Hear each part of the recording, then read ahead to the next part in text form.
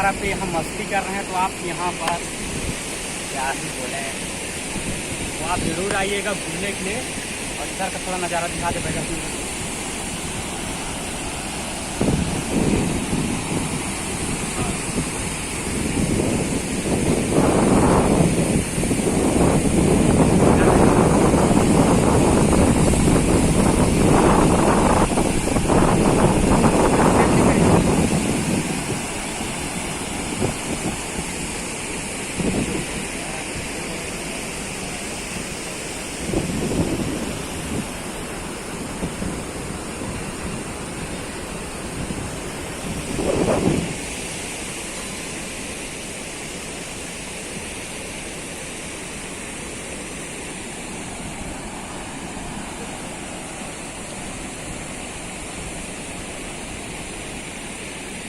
आ रहा है।